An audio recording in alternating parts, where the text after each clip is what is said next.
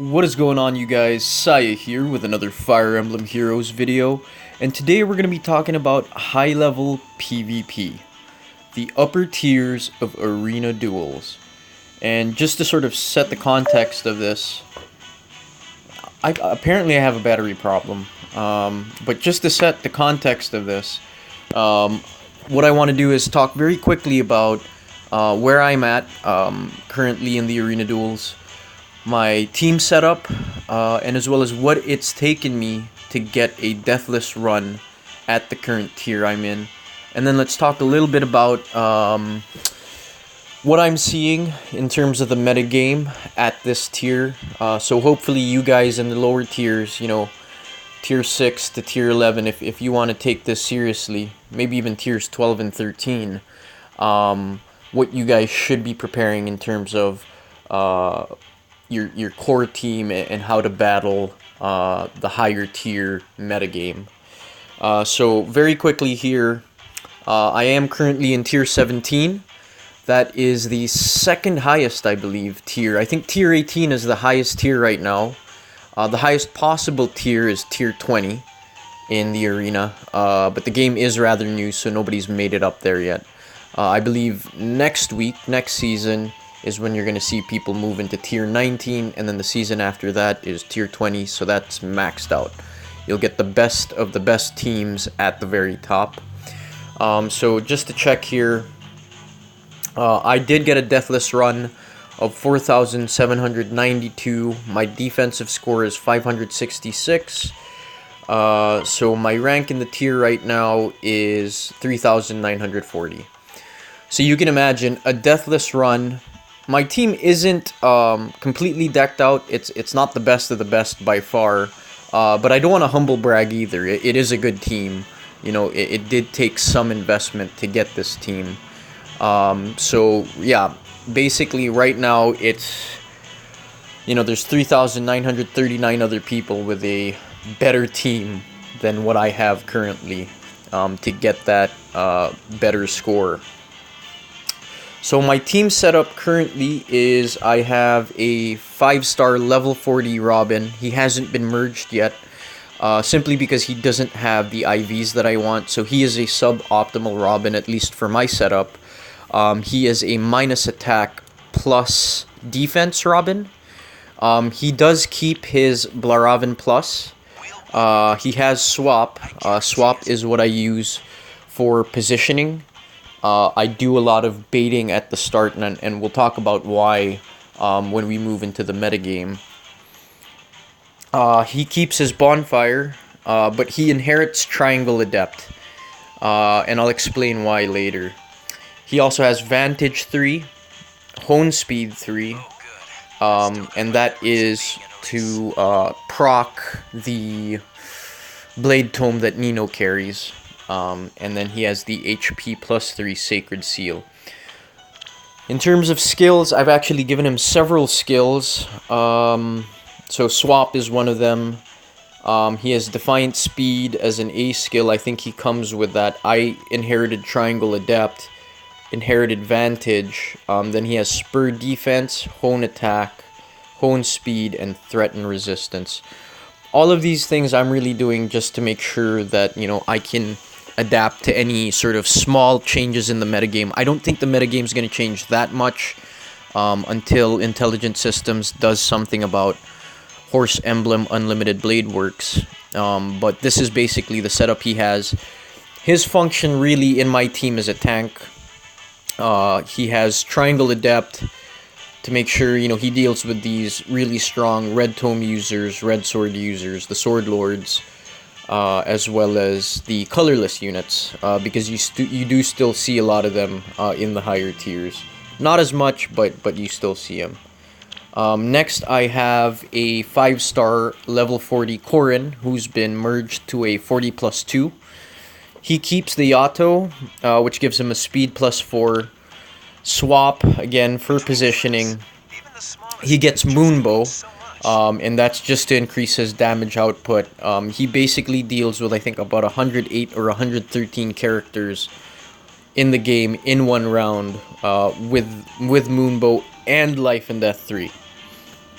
Of course, obviously, he isn't the best Red Lord or the Red Sword Lord, simply because he is prone to long-ranged attacks. So tome users, bow users, and the like.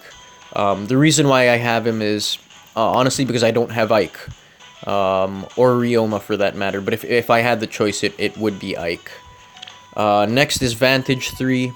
So the good thing about this setup for Corrin is because his attack and speed are so high, typically what'll happen is, even with Blue Lance users, he'll trade blows, and then during the next round, he'll be able to knock him out with that Vantage 3. Hone Attack 3, again, this is to basically synergize and proc the Blade Tome that Nino has. And then he has the Sacred Seal of Speed +1. Next, we have Nino. She's really the nuker in my team. So she is a plus... Oh, I'm sorry. Corrin was a plus attack minus resistance IV stat. I'm okay with that. I think that's fine. Again, he's the only character I have. Really would much rather have a minus HP plus attack Ike. But going on to Nino... Nino is a plus attack minus resistance Nino. Yeah, she's a minus resistance Nino. She has the Grand Blade plus. She's keeping that. She's getting drawback, Moonbow, Triangle Adept 3. That's really to deal with the Reinhardts, and again, we'll talk about that later.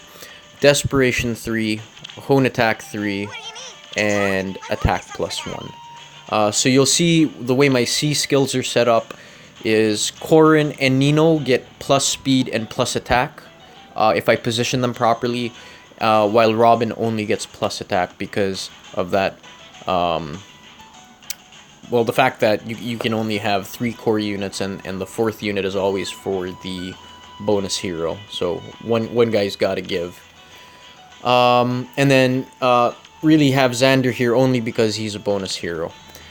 So what did it take for me to get to 3,940 rank in tier 17? It took me 40 orbs. I am not kidding. 120 games to get a deathless run. Partially because my team's not optimized. I can understand that. But also because of what I'm seeing in the metagame. So again, hopefully you guys take some of this advice. We're going to start getting into what tier 17 meta looks like. You're going to see a lot of horses, right? A lot of cavalry units. Especially this season because you have Xander as a bonus hero. So the number 1 horse user I see is Reinhardt, who's a blue tome user on top of being a cavalry unit. You're going to see a lot of him. I mean, he's literally going to knock out everyone. He's even going to knock out a Nino, a Fury Nino that is minus resistance like mine. Simply because of the fact that, one, he typically comes with another cavalry unit, so he's getting +6 to some stat. Really, what you're going to have to run to counter him are strong green tome users. You're going to see some Olwens too. She's also a blue tome user that's cavalry. So they get a lot of coverage on the map. You're only talking about an 8x6 map here. So really within the first round, I mean really the first phase, what you're doing is setting up Nino to bait Reinhardt, your Triangle Adept Nino, or a Julia. Julia also does really well. She's also a very strong green tome user. Don't really know if female Robin has what it takes to, to go against Reinhardt. Female Robin does have low resistance, much lower resistance compared to Nino and Julia. So that's that.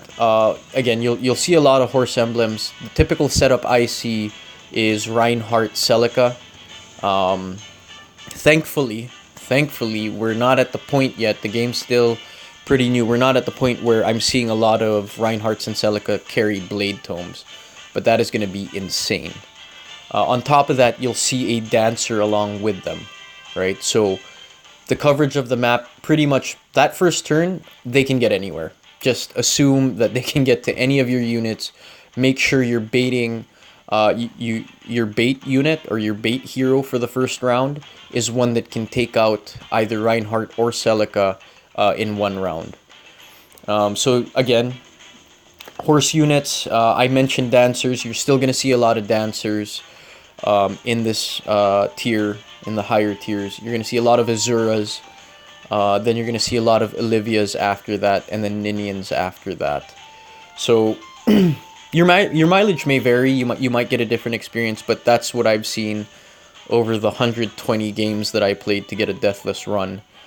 Is definitely Olivia being the most used dancer, followed by Azura, followed by Olivia, followed by Ninian. And then you're going to see a few interesting skills being used quite regularly at this higher tier. You're going to see a lot of sword breakers. So I have Corrin. You're going to see on a lot of the blue units that you go against, a lot of the Ikes and Riomas that you go against, they're going to be carrying sword breakers. So that actually makes my Corrin very situational. That's why I said my male Robin is really the tank of the team. Corrin doesn't survive against Ike or Rioma that have Swordbreaker.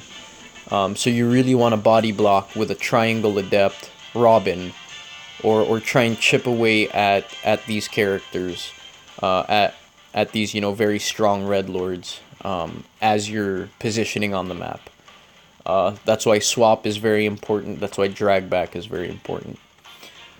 You'll also see a lot of Wings of Mercy, a lot of teleportation going on the map. So just to give you a concrete example here, say for example that I have a Rioma within my sights.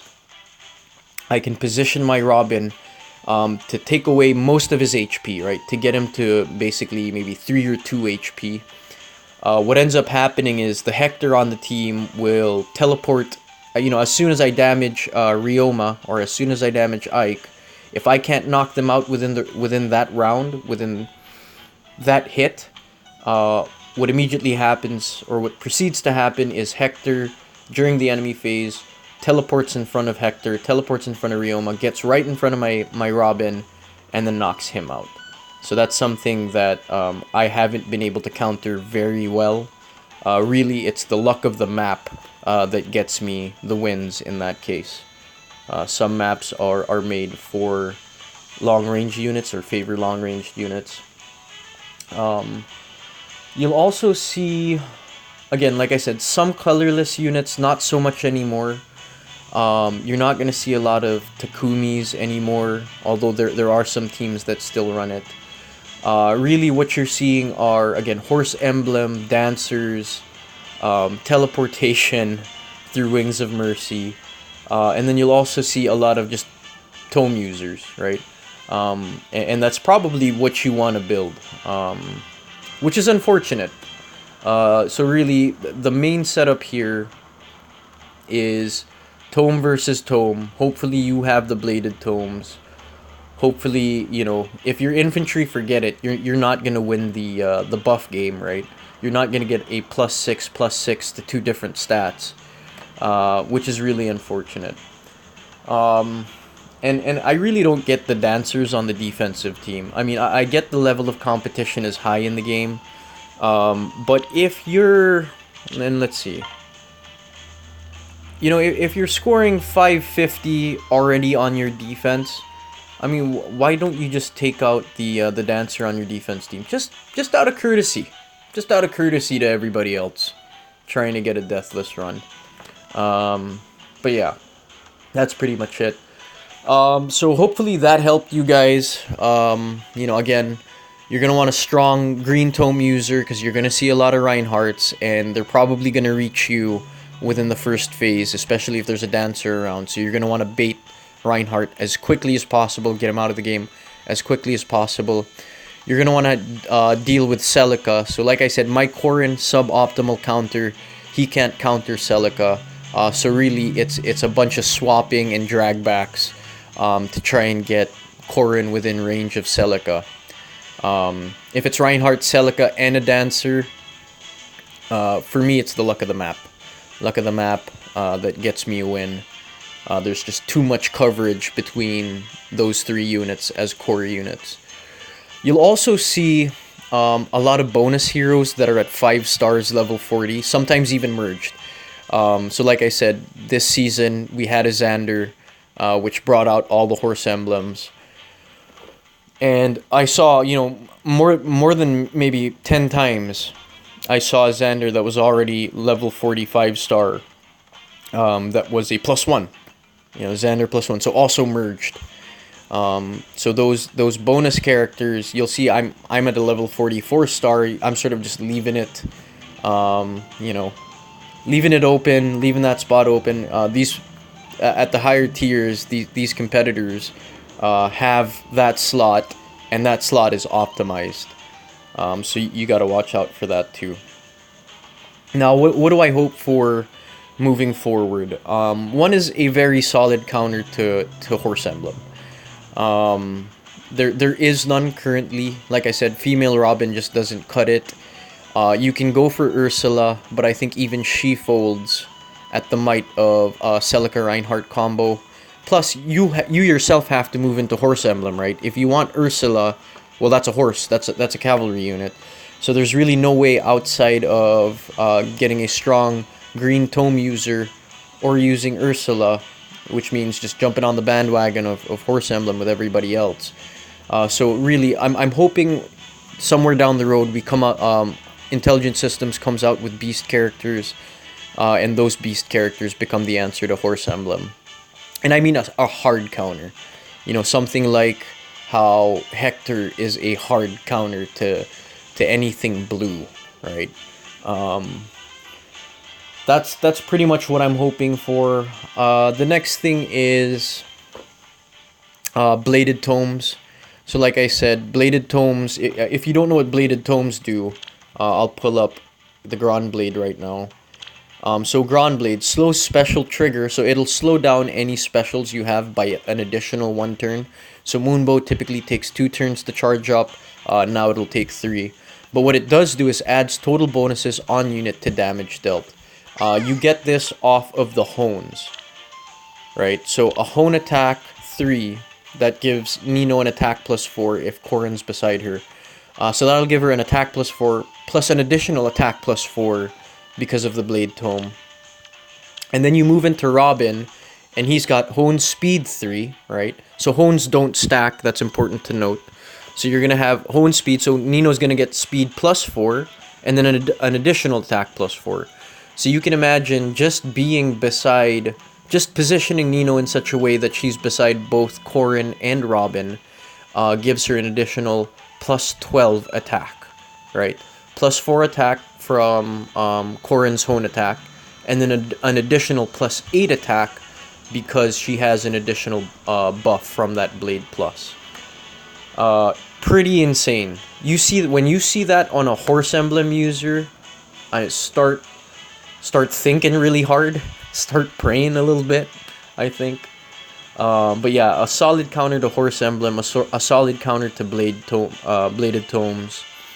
I call it Horse Emblem Unlimited Blade Works. You will start to see that in this tier. And that's probably why it cost me 40 orbs to get a Deathless run.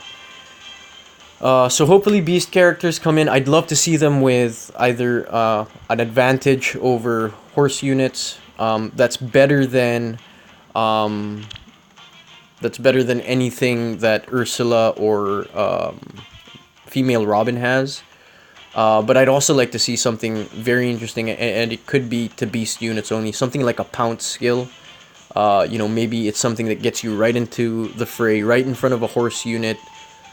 Sort of works like Wings of Mercy, but is innate, I guess, or a default of the beast skills. That way, you can still get as much coverage, and not have to waste a B slot. I think that would be pretty cool.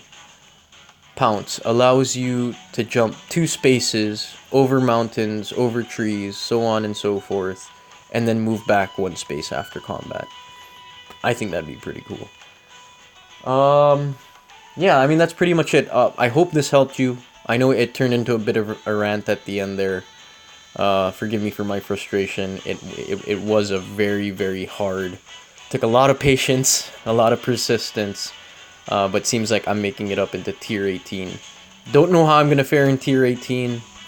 Hoping I do good. But other than that, please let me know what you guys think of the higher tiers of what I just said. If you guys are already in tier 17, tier 18, are you guys seeing the same thing? How are you countering those heroes in the metagame? And if you're not, tell me if you're excited for it. Tell me if you guys think you have the Drake equation, the equation that solves all our problems up in this tier. Other than that, I hope you guys enjoy your weekend. This is Saya, signing out.